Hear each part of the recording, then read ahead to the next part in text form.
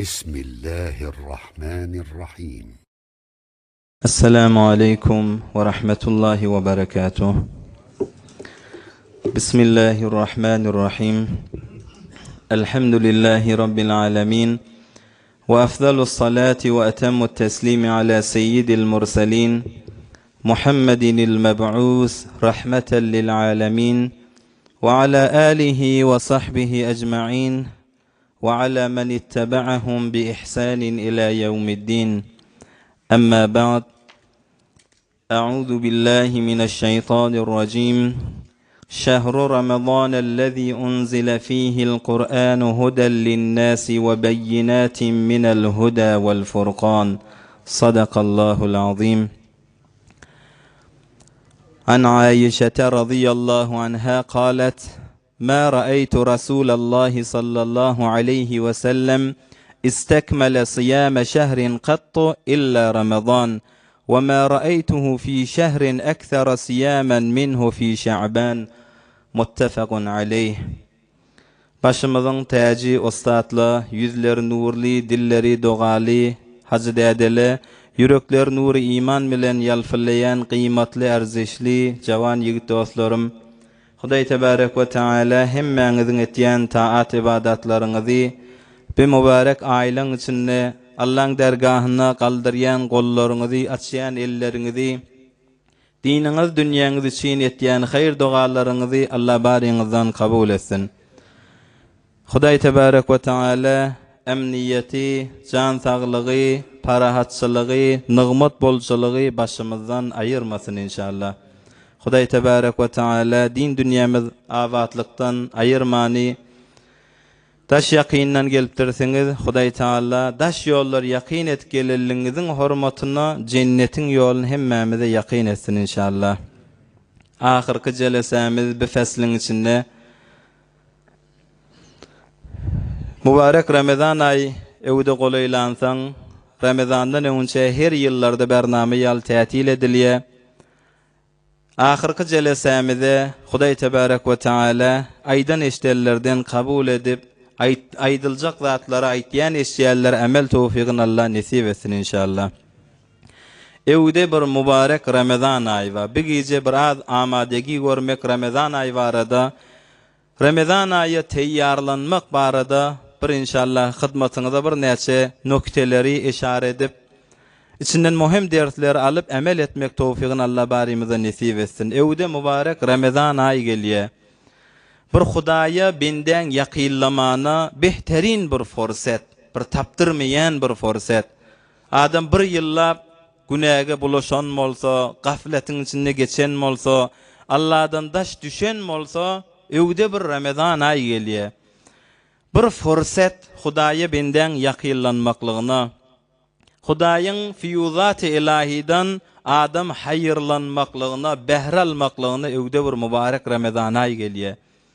Ol ay rahmet ay, ol ay mağfiret ay, ol ay tamam bindeli iman bilen, ihlas bilen Ramazanna dayav dursalı, oottan qutulmak ayı, oottan azat bolmak ayı. Mahtumul İşan aytiye, 24 saat 12 ayda Ramazan ay deyirler ayın yağışısın. 24 saat 12 ayda Ramazan ay deyirler ayın yağışısın. Aylan yağışısı, aylan sultani, aylan rahmetlisi mübarek Ramazan ayı gelip yettik. Bu aydan sirim adam amadegi görmeli, teyyarlanmalı. Peygamberimiz Aleyhissalatu vesselam sahabalı bilen Ramazan ay gelmedinden önce aradaya teyyarlık görüyormuştuklar. Ay Ramazan erti başladı mı? Ramazandan meylekte şoni evunçayetinden Recep aydan başlaya, Şaban ayda arttırıya, te Ramazan ayı Resulullah Aleyhisselam beyleki sahabalı Ramazan'a teyyarlık görüyormuştuklar. Enemiz Hazreti Ayşe radıyallahu teala anha muttefakun aleyh hadisi İmam Bukhari Müslim'in rivayetinden aytiye: "Ma ra'aytu Resulullah sallallahu aleyhi ve sellem istekmele siyame şehrin kattu." Min Resulullah aleyhisselam'ı görmedim bir ayı tekmil edip bir ay kamil arada tutsun. her aydan tutýatdy Resulullah aleyhisselam. Emma bir ay tekmil edip kamil bir ayın özün arazy sonunu görmedim illa Ramazan. Meger Ramazan ay bir ay kamil tutýatdy. Emma ve ma ra'aytuhu fi şehrin ekthara siyaman minhu fi Şaban. Şu Şaban ayda arada tutuşýaly başga aylarda arada tutýany görmeýetdim diye. Şaban ayda Resulullah aleyhisselam aradasyn beýleki aylardan kärräk tutýanmışdyk. Ya beýleki aylarda etýänden meter Resulullah aleyhisselam şehmin Şaban ayda Resulullah aleyhisselam bitirräk çörüňeşýänmişdik. İllet näme? Ewde Ramazan aý we şoňa amadegi görmeden çyrim. Ramazan aýdan çyrim teýýarlanmany eýni bir ýerekjek adam hay ýöne barakydany yer dänek sefik gaýtmaýada ewnçe on agdyrýa, ewnçe sürýe, ewnçe dikiz geçirýe, azal geçirýe. Muny ewnçe dänen barşyna sepmeýe. Ewnçe bir teýýarlyk görýe, ýeri agdyrýa. Ondan soňra maňa barýa dänen sepýe. Ol gaw mahsul alýa, gaw netije alýa. Bilaýla şu mahal Ramazanyň ewnçäki forsatly biz teýýarlyk görmeli aýmyz. Resulullah aleyhisselam teýýarlanýanmışdyk Ramazan aýdan çyrim. Teýýarlyk diýilenne eýni cismi adam teýýarlyk görüşýäli, ruhi da adam teýýarlyk görmelidir. Ýaş musulman dogully. Adam ruhi da Ramazan aýdan çyrim teýýarlanmaly. Cismi bir adam meriz bolsa, şeriatyň öz ruhsat berýär, aradasyny açmaklyga. Soňramky güllerde sagılan güllerini aradan kaza edamaly. Gaw düşüneýliň şuňa, adamyň cisminde bir merizçilik bolsa, aradadan behre alyp bilmeýär, arada tutup bilmeýär, on kıyınçylyga düşýär. Hudaý Taala maňa ruhsat berýär, sagılan günüňde aradan tuta diýär. Cismiň meriz bolup arada barma. Şeriatyň ruhsat berýän zady. Eýni şonýaly ruhumyz da meriz bolsa, adam aradadan behren alyp bilmeýär. Aradadan paýyn almak gyn bolýar. Ruhuň merizçiligi näme? Ruhuň merizçiligi günäk adam bulaşypdyr da, on mir aýyň günäsi bar da. On mir aýlap günäk bulaşypdyr, gaflete bulaşypdyr, Allahdan uzak ýaşapdyr. Bir dille yalňaşypdyr, gıybetli bolupdyr, tohmetli bolupdyr. Adam namazlar galypdyr, haramy bulaşypdyr. Ya hassa yürekli bulaşypdyr. Nämeden? Kineden, kuduratdan. Adamyň cismi salim bolmaklygy bilen ruhi bir merizçilikle bar, bir günäle bar, bir aludegile bar. Eýni cismiň meriz bolanyny arada akbar bilmeýän, arada tutup bilmeýän, ruhuň da meriz bolsa aradadan behren alyp bolmaýar. Cismimiz ewnçe biz ay adam bir muşkili bar bolsa, derdi bar bolsa ewnçe pezeşki bilen gurrun etýär. Men aradan başarsam tutjak ha. İmanly adam ganimat bolsa goýjak ya bolýar. Alhamdulillah hassa türkmen milleti şeýle. Ewnçe pezeşkine barýar, darularyny dogurlatýar. Ay ganimat bolsa aradan men goýjakka, geçirjekka diye. Cismiň meriz bolsa adam arada baryp bilmeýär. Ruhumyz da biz tagwiyet edýliň. Ruhumyz da merizçiliklerini aýyrýliň. O näme? Ruh günä bulaşypdyr.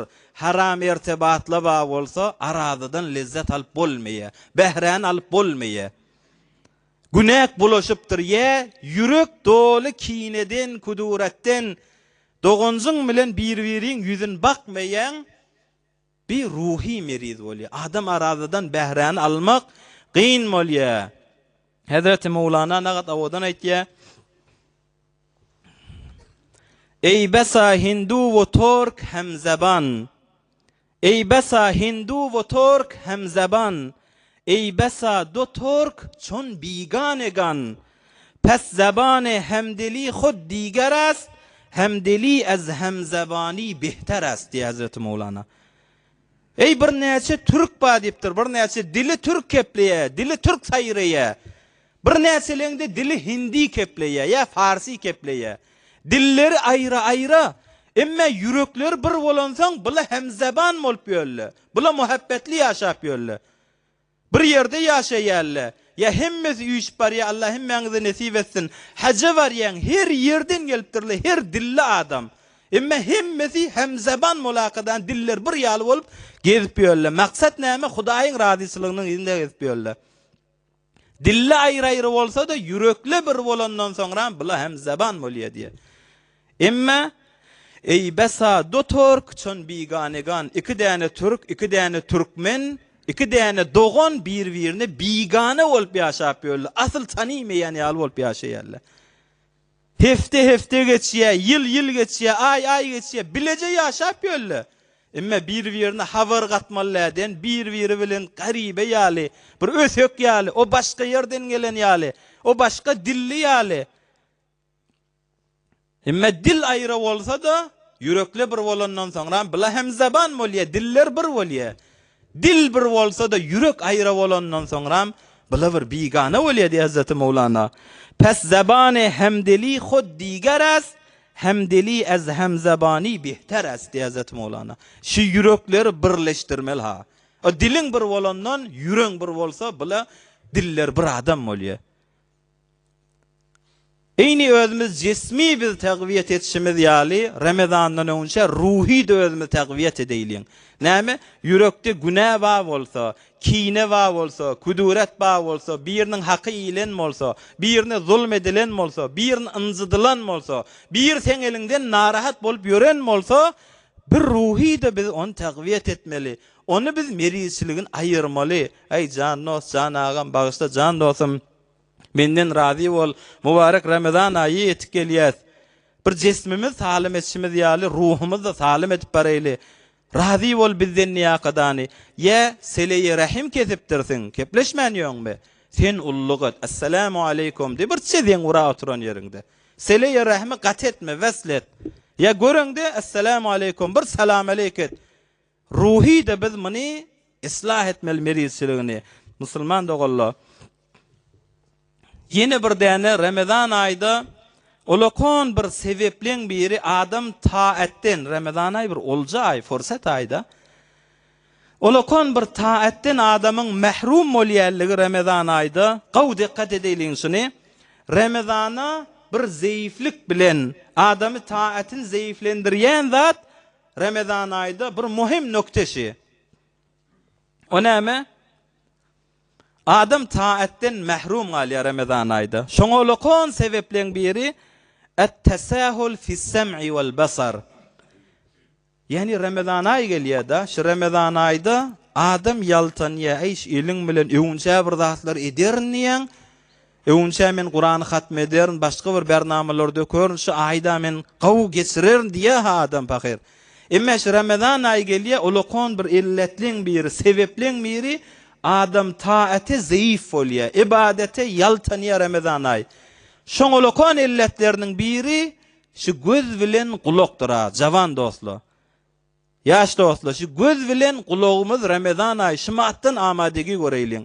Hemişe muny sen göz kulagyny islah etmeli. Emma Ramazan aýdan önce hukman islah etmeli. O näme? Göz bilen kulak mustaqim irtibaty we ýüregi. Şu gözün, kulagyň, göz her zady görüberse, hatda fezai mejazi, şebeke-i mejazi kirýän, her zady güýmenip gözläp dursaň, bir gözlen aludegiyle ýürege garşy mustaqim barıberse, ya kulak bilen halan zady adam eşitiberse, mundan aludegiyle hafala dogry giriberse ýürege, bir ýürek zäiflenýär. Ýürek zäif bolandan soňra tamamy bedene, azay bedene ýürek destur berýär. Yürek zayıf olandan sonra sen elinde gymyllasy gelmeýär, dilinde zikri barasy gelmeýär. Aýaňda da bir ýagşy ýerleri görýäsi gelmeýär. Olakon sebepleň biri haşy. O näme? Adam Ramazan ay gaw saatde geçireýin diýsek, şu göz bilen kulagymyzy dogry istifade edeliň. Her bir aludegini şebeke-i mejaziň içinde, şebeke-i mejaziň içinde bir bolar bolmaz zatla ýüregiňi zäif etdirýän zatla iman zäfe düşürüp sen soňram taatine zäf getirjek zatlardan uzak durmalysy ýaş dostlar. Pes mübarek Ramazan ayı adam amadegi görmeli. Geçen selefle Hudaý Taalaga doga etýärmişdiler 6 ay Ramazan aýdan önce. Şu ýylyň ortasyndan meýlek doga etýärmişdi. Hudaýa biz Ramazan aýy ýetireberdi. Ramazan ayda gaw çörüňeşýärli ibadeti Ramazan ay geçenden soňra Yine 6 aylap doga etýämişdi. Hudaýa şu Ramazan aýyň içindäki edinje taat ibadetlerimiz bizden kabul edewer, kıyamet defterimizi şonu biz makbul bolan emellerden ýazawer Hudaýa diýip yine 6 aylap şu edin dogalymyz, edin Ramazanna ibadetlerimiz bizden kabul etdi ýakydan ýalwaryp edýämişdikler. Näme? Ramazan ay Resulullah aleyhisselam aýtdy: "Enne lillahi fi kulli leyletin minhu utaqa'u minen nar." Ravahul İmam Ahmed rahimahullah. Ramazan ayının içinde her gecede Hudaý Taalaň nagat bendelerin otdan azad etýän bendeler bolýar diýipdir Resulullah aleyhisselam. Yani Ramazanyň evvellen ahyrına da her gecede haşy. Ey subhanallah, nagat ulu zat be. Om nagat binesip bolmaly adam her gecede Hudaý Taala fawj guruh nagat bendeleri Hudaý Taala otdan azat bolly. Falanyň oğul falany otdan gutully, azat bolly. Ol cennete yazılly diýip Hudaý Taala nagat bendeler otdan azat etýär her gece. Emme şonun binesip galyp, näzire forsatlar biderek zatlary güýmenip, özün biderek zatlara meşgul edip Hudaý Taalaň şol otdan gutulup azat etýärliginden mahrum galmak, ol kon mahrumiýetdir ýaş dostlar. Her gecede Hudaý Taala nagadyr bendeler otdan azad etýär diye. Hudaý Taala hemmemiz eçerlemiz bilen bile şol otdan azad etýärlerden etsin inşallah.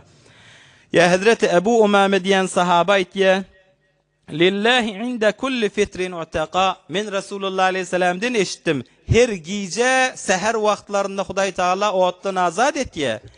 Eýş iftar wagty wa ertiden ta gün batýança saim bolýan arada tutýanda. Şol her iftar wagty agdaçlyan wagty Hudaý Taala yine guruh fawj bendeler otdan azat boldy diye. Her iftarda, her agdaçarda adam bilmeýär. Bismillah diýakydany Hudaýa senden sirim aradan tuttuk. Hudaýa senden sirim damarly guridi. Hudaýa senden sirim dodokly tevsiredi. Hudaýa sen razy bolýakydan arada tuttuk diýip bismillah diýakydan agyny açýa. Nagadyr bendeler Hudaý Taala otdan azat etýär, bendeler otdan azat diýip goýýar. Her agdaşarda iftarda şiba diýipdir. Om näzire Ramazana amadegi görmelle, näzire teýýarlanmaly. Näzire Ramazanyň lehze-lehzesini adam gadryny bilmelle. Ey dostlar, ýaş dostlar, şuna fikir edeýin. Adam ýeriň ýüzünde gezip ýa, asmanlarda senden gurrun edilýär. Falany otdan azat boldy diýakydan gurrun edilýär. Mundan aňarda näme saadet gerek? Defede perişteliň arasynda falany otdan azat boldy. Ramazan aýynyň hormatyna diýakydan aýdylýar. Bir bername rizi edeýin. Her işimizden sürim tükan açsak bername goýýas. Başga bir zatlara dünýäň işinden sürim bername goýulýar. Ramazanyň bir gaw behrany alayly, gaw bäfidi alayly ýakydan bir bername dökeýliň. Eçerlemiz bilen bile ýaş dostlar, mu'min musulman dogullar. Ay iştiýeder, ay iştiýeder diýsen, mundan galya Ramazanyň geçenini bilmände galya adam. La tusawwif diýipdir da bir wagtda bir ariflaň bir ýerine maňa nasihat et diýipdir. Bir jawan oglan. Olay diýipdir, la tusawwif. Ay iştiýeder nimeşi bir zat diýipdir. Hayır zady giýje goýma diýipdir. Hayır zady iştiýeder niten galar geçer diýipdir. Ay Ramazanyň evvel häzir wagt barda. Ramazanyň ortasyndan meýlek, ahyryndan meýlek. Ay gadyr giýje gelýär da, gadyr giýje de sen eňçe gadyryny bilmeseň, eňçäki güllen giýjelen gadyr giýje de geçikjek. Günnüzünün giýjesiniň her gaýsy öz başyna bereketi vardır ýaş dostlar. Ay iştiýeder nimeler şimahallan Resulullah aleyhisselam teýýarlanýarmışdyk Ramazandan sürim. Bir hedef taýin edeýliň. Şunu Ramazan aýdan öňçe şimahallan bir bername goýbermeli ha. Amadegi görmelip dostlar Ramazana. Bir hedef taýin et. Özüňde, oglanjyklaňa da, zinanaňa da eçeriňde bir hedef goýaýly. Günne yarım para Kur'an-ı Kerim şimattan hatmedeýli. Günne bir para Kur'an okuyaýly. Oglanjyklamyda günne 100 däne ya mesela falança teýdat oglanjyklamyda bir tesbih berip tanıtdyraýly, salawat tanıtyllar, estağfirullah tanıtyllar. Şimallan bir hedef bilen özüň bir Kur'an okuýjaňa hedef goý. Özüň bir etjek kaza aljaklaňa hedef goý.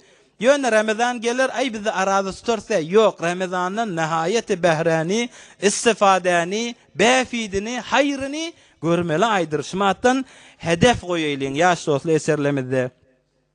Bir de zamanı mudiriyet edeylin. Şu Ramazan ayı gelenine ken ay bir zaman hay murdi dilaqadan geçirilen vaqtla bolya. Onça özüme eşitip duran hemmemizin bir emel etmeli zadımız şey. Ay zaman hay murdani diril deylin. Mesela bir vaqtla bolya adam birini gözleşip durya. İşe gidecek bolya maşinin içine hemkarına gözleşip durya. Ya bir yerde bir iş çıkıptır, hazır bir işi bitmeyen o şatada öz montezerdu. Ya ağdasılacak vaxtını iftara montezerdu. Şonu elindeki guşiğe meşgul olanından zikre meşgul ol. Doğan kabul bolyan vaqti. O da has sen ertinmer arada tutup, inni ağdasılacak vaqti, inni sen payın almalı vaqti, bir bihude bolor olmaz zatları özümüz meşgul etmeylin. Eçerde ağdasılacak vaqtla bir zaman hay mordede mını diriltmeli dogalan kabul bolyan vaqti.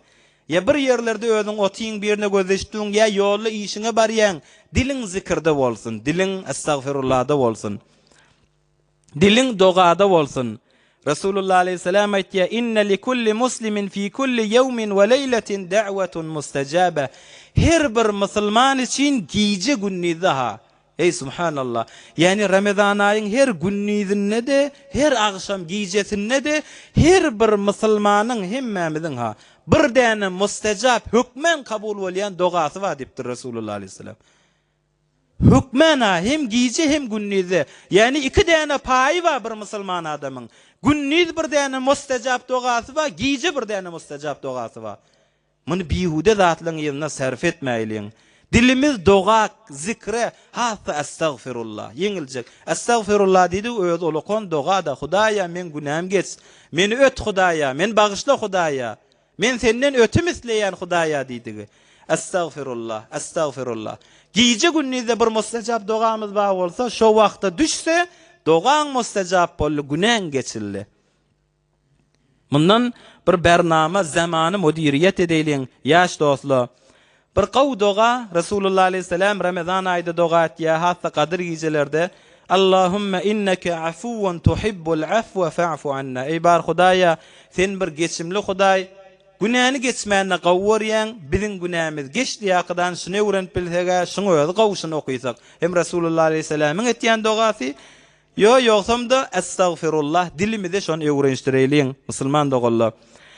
Bir de Ramazan ayda nihayeti behrani alacak bolsak biz Ramazana amadegiden gurrun berilip duda.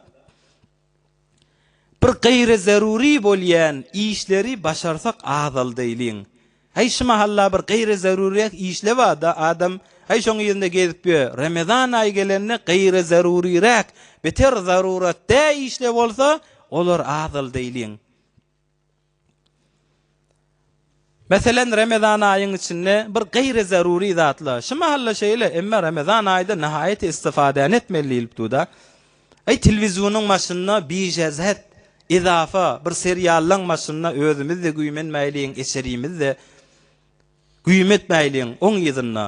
Bir gayri zaruri zatlaň ýerine ol forsatle bizre televizyonun seriallan maşynda geçirilmeli wagtla däro. Müslüman dogullar. Ýa bir piçide saçaklary ýazjak bolup iftar wagtlarda bilavr eçertine hytmat etýär, bilavr gawzata. Emma bir piçide zatlaň ýerine walaqadan doga edilmeli wagtlarda dogadan gafil galmaýlyň. Bir gayri zaruri zatlary bir az ýeňletmäň bernamasyna bolaylyň. Ya Ramazan ayda hay bu mat ajib yatmaly wagt diýip yatman bir az bir azalyp adam bir ukyny alandan soňra zikre meşgul olmak, tesbihe meşgul olmak, Kur'an'a meşgul olmak, hatta imkan gayri zarurirak zatları kemeltmäň bernamasyna bolaylyň Müslüman dogullar. Ya has ayalla gollar bir gayri zaruri haritli bolýar Ramazan aýynyň içinde soňram de bitirilip bolýan zat ya öňçe de bolýan zat ba bolsa men bazaryň içinde geçdi gözarly bilen bazaryň içinde güýmenmek bilen behterin forsatları bazarlarda bihude geçirjek bolmaýlyň. Ya bir günne giýje bir bernamala bolýar has ya şogulalla eserlerinden gitdiye, zenana oglan uşağının yanından gitdiye, enatasının yanından gitdiye, täsirlerlige çelli bumat yatılmaya diye kadani günne bir bername oturuşukla, bir bername bir hedefle, yönü günne gece oturuşukla. Yok, bir seher vakti çellim adam doğa etmeli, yaxşı zatla, hatta gal eserinde otur, muhabbet Huda için muhabbetleşlerini. Yani bihude bir oturuşukla bilen bernamalar be her hal gayri zaruri zatları kemip başlayın. Müslüman doğalla. Ya Ramazan ayın bir adapları va olar hifz etmek hemmemizin boynumuza arada tutuyarlar va olan haklarını sen bir ozrun bolupdur. Sen bir başarmanlarsın arada tutmani. Başka arada tutuyarlan bir adaplarını Müslüman adam hifz etmeliler. Bir de Ramazan aydan öňünçe bir ruhiyani öz hanewadaymyzda da, öz ijtimaymyzda, jamiamyzda da Ramazanyň bir ruhiyatyny tägwiyet bereliň ýaş dostlar. Yani bir gol ýuqulaba, fagirlaba, niyazmentlaba, muhtaçlaba, bir azazyk bir hemdili, bir-birimize ruhiye vermek, yani on başındaki gaýgyny, gossany aýyrtmaklyk hemmemizin bir vazife-i imanimiz, dinimizin tavsiýan zadyşy. Bu mahallahat bir şarait, qyn şaraitli bolup duran ýagdaýy, her bir adamyň muşkili şymat, meýişeti gysmatdan, iktisadi gysmatdan işläp ýören ýetirip bilenak, karger oglanlar da ýetirip bilenak, ijara pul tapsala, meýişetleri gynçylyga düşýär, meýişetlerini tapsala, ýene bir zatlar gynçylyga düşýär, oglanjyklaryny okutdyryp ýörler, zenana oglan uşaklar we öýüň harjy we her hal hemmemiz mundan habarymyz bar. Ýa bir topar zenanalar we eneli we ýaşlar olakon zenana başsyz galypdyrlar, başlary ýok. Bir niyazmentdigini bilýärsa, hi bir garip ýaşap ýör, çyndan bir gynçylykda ýaşap ýörni hemmemiz bilýärsa, biçäre ýesir halyna, zenana halyna hiç bir adama aýdyp bilenak.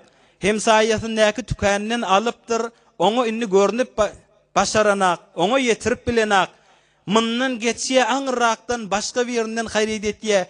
Oňa bar biçäre ýüzüni gyzardyp gynçylyga galyp ýören bir başsyz galan zenanalar we şonu öz mahallemizde, öz döwregimizde, öz owamyzda, öz kuşamyzda, öz hemsaýamyzda her gaýsymyzyň bilýänimiz bardyr.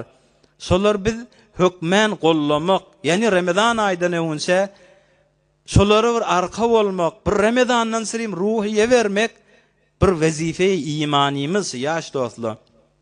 Ay on öz oglallary we öz näşden oglallary we oglallary gelmeler gafsyndan. On oglallar badimi, oglallar yok, on oglallar ba bolsa gafsyndan gelerdi. Ay enejan otyňmy sen niýakadan, olaydan olaya gafsyndan gelmeýe. Sen näzir on oglu ba diýen. Ay öz oglallar we oglallar gözlemeler diýme. O da biziň enemiz bolsa biz de şoň ogullanamy. Öz oglallar gözlemeýär diýakadan han musulmançylyk, han iman, han vazife dinimiz.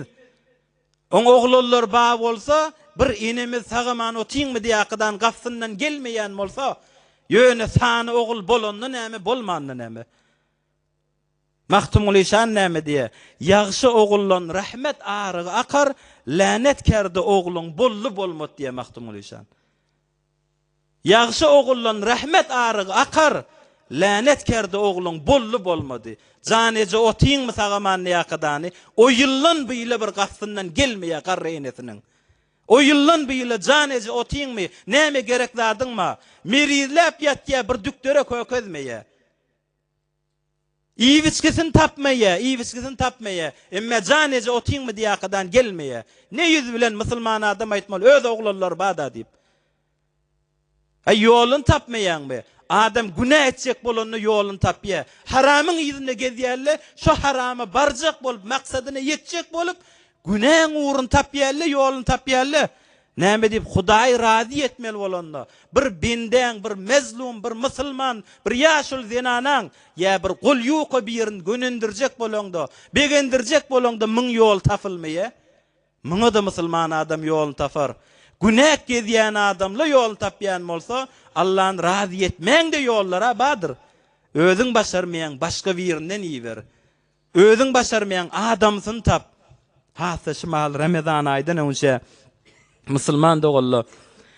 Resulullah aleyhissalatu vesselam'ın ahlagy müştükşi. Enemiz Hazreti Aişe aýtýar: "Kana Resulullah sallallahu aleyhi ve sellem ecweden nas."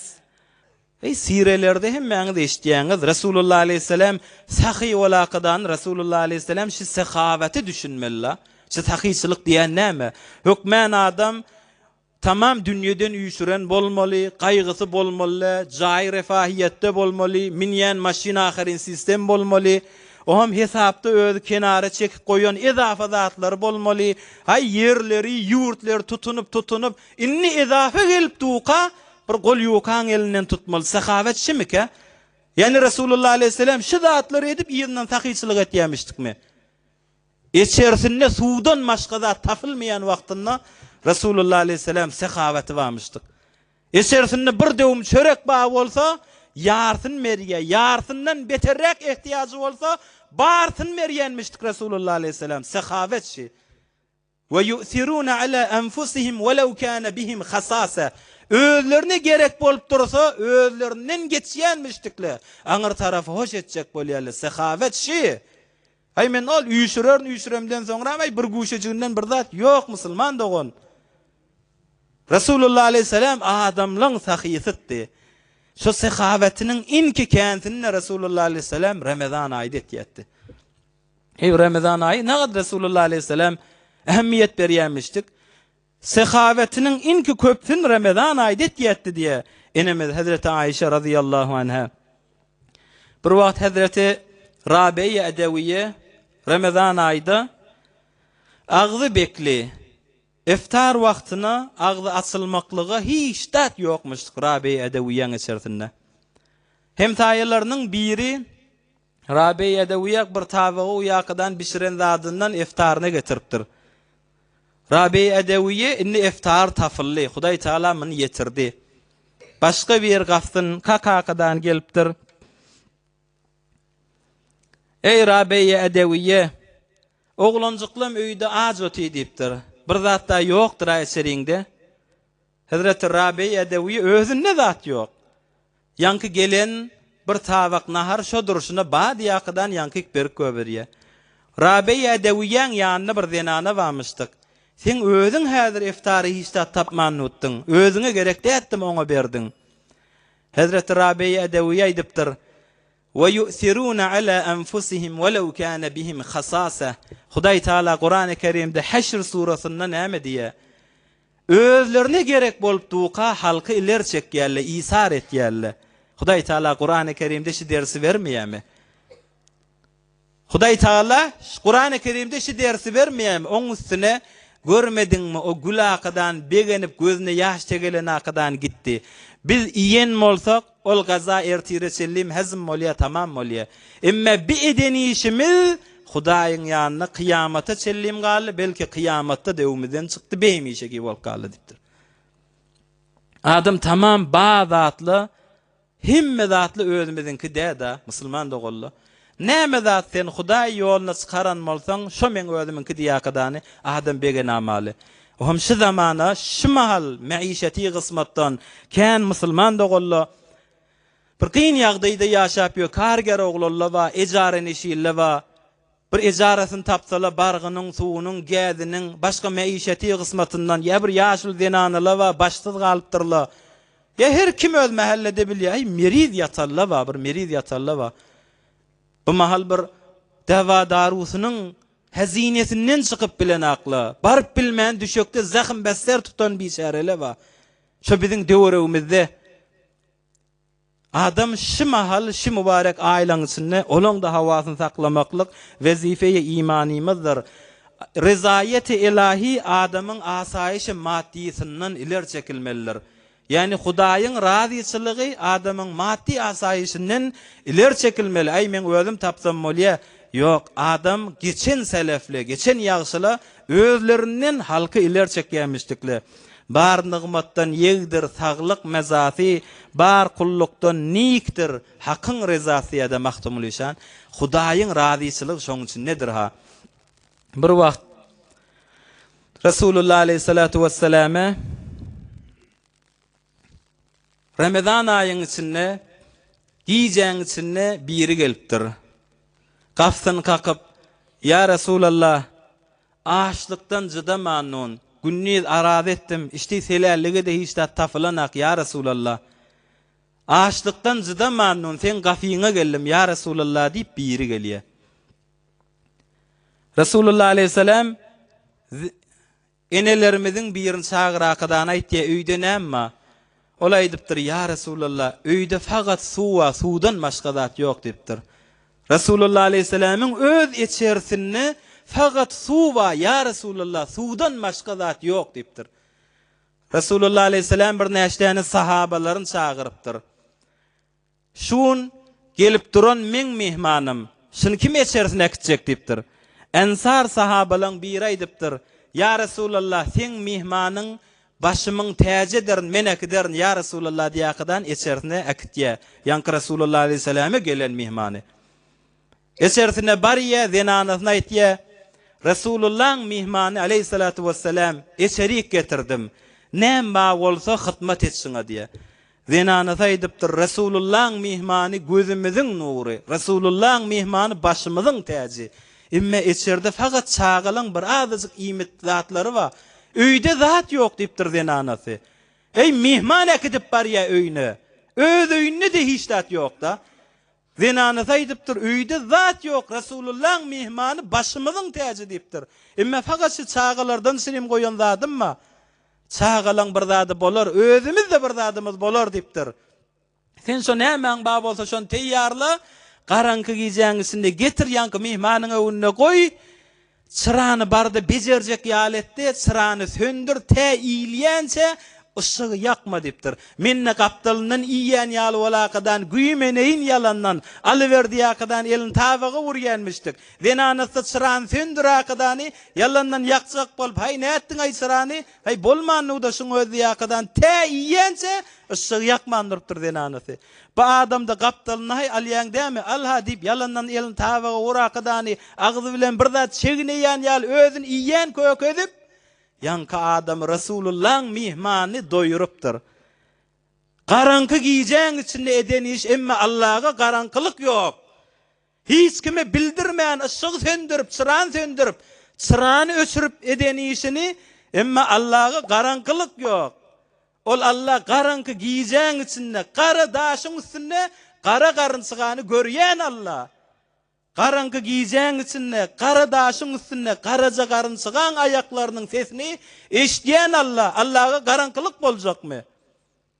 Bu adam erti olya, Resulullah aleyhisselam'ı erti namazda sataşya. Peygamberimiz aleyhissalatu vesselam aydıptır. İmam Bukhari'nin rivayetişi. Ey subhanallah, bir erhiley volakadan bir iş ediptirle, Huday Teala teəccüb ediptir. İmam Bukhari'nin rivayetinde Resulullah aleyhisselam aydıptır. Erti dangdan baranna.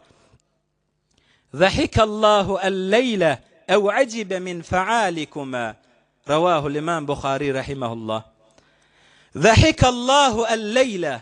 Huday Teala öten akşam sizin eden işinizi anlalıp Huday Teala hoş bolup güllü diptir Resulullah aleyhisselam. Öten akşam sizin eden işinizi özüňize gerek bolup tuka ol biçaren doyuraylı. On gaýygysynda, on gussasynda bolluňyz, şu eden işiniz size Huday Teala'nın ýanyna bagat ulu bolly. Siz erhileyin eden işine Huday Teala teəccüb edip Allah hoş bolakadan güllü diptir. Ey mundan aňyrda näme olakon zat gerek? Adam ýeriň ýüzünde bir garyp gasary, adam şaýat gözleýe, hiç kimin habary ýokdur. Defede Allah hoş bolýa. Huday Teala razy bolýa. Huday Teala sizin eden işinize hoş bol, Huday Teala teəccüb edip Allah razy bolup güllü dipdi Resulullah aleyhisselam. Hazreti Sadi aleyhirrahman näme ber ahvaly ankes bebayet geris. Ber ahvaly ankes bebayet geris. ki dahleş bovad niko ihsaneş nist diye Hazreti Sadi aleyhisselam. Ol adamın halına ağlamalı. Kim adam? Ay bir himsayesi kul yuqa bolpyo, mahallesinde kul yuqa bolpyo. Ay öz oğlollar va dip, oğlollar da innen akbir biçareli ba. Şolar bir hoş edaqadan Allah'ını hoş edip başaracak. Emme bir defi de yadına düşmeye, yadına düşse de bir tefavut bolya. Ay şol adam illen tutup başaracak adamlar ba, emme illen tutmaya berahvali ankes bebayet gerist. Ay şol adama ağlamalıdır. Allah'ın razı etmek forsetle gelipdi. Bir biçaren gafsına barsa Allah'ın razı etye. Vaqan bir kul yuqa bol bir aşapya. Allah'ın razı etip başarıya. Emme bir tefavut bolya ki dahlaş bovad niko ihsaneş nist diye Hazreti Sadi. Ay bir deramedi qav qum diyen qızıl bolupdu, emme bir nefere hayır yetirmeye. Qum deyip uğruya, qaflı açılıp Huday Taala hemme yolu uğruqtırıp bar ya, qum diyen qızıl bolup bar ya. Emme yan zadınna besteri mirisilikde yatıp onu hiç inlemeye. Huday Taala bizler olardan etmesin inşallah. Huday Tebarek ve Teala mübarek gelen Ramazan ayı hemmemize mübarek aylandırıp Ramazan'na nihayet istifade etmek Allah hemmemize nasip etsin inşallah. Bir mevzudan netice giriye deyli. Ramazan adam fakat cismi amada olmalıdır. Müslüman da olmalı. Adam ruhi de amada olmalıdır. Yürekleri kinelerden, kuduretten, günah aludegilerinden, ol merisiliklerden adam arassalamalıdır yüreği de adam. Şimahal forset baka yaş dostlu Müslüman da olmalı. Ramazan'ın lehze lehzesinin kadrini bilmek Allah hemmemize nasip etsin inşallah. Lehze lehze forsetlerinden gafil kalmayın. Şayet gelecek Ramazan kime buun kime ertirlik dünyanın içinde gelecek Ramazan bize nasip etmesin. Şayet gelecek Ramazan ay bizlere nasip etmesin. Geçen Ramazan ayda ne kadar adamla vattı aramızda. Ama bil acal gel başlarına her bir adamın defter amel tamam oluyor. Azaldı yetiye adam gitmeli olsa bulamali. Şu vakt şu Ramazan'ı şımattan teyyarlık görüp Ramazan'ın nihayeti behran almak, istifade etmek Allah hemmemize nasip etsin inşallah. Huday Tebarek ve Teala aydan işlerlerden kabul etsin. Huday Tebarek ve Teala daş yollar yakin et geliptirseniz Allah barinizden razı olsun. İnşallah bir celesemizin ahiri olli. Gelecek yıl borcu şişten meylek inşallah yeni celesele her yılla sizlere dair olur. Ahirki celese bir cımğa gece hücremizde Huzi İlmiye Hanefiye'de de ahirki celesedir. Gayrat edin yoldaşlarınız bilen hayır dua bolunyan yerde. Bir dini celeselerde hatta ki ahirki gecemiz hücrede ondan gayrat edin kalman hayır duada şereket edersiniz inşallah. Ötellemiz va täzeden köneden ostatla gelipdirle teverlik adamla hemmesinin inşallah hayır dualarını alar. برای مشاهده ویدیوهای بیشتر به کانال یوتیوب سخنرانی های علمای ترکمن سر بزنید، مشترک بشید و منتشر کنید، اجر ببرید.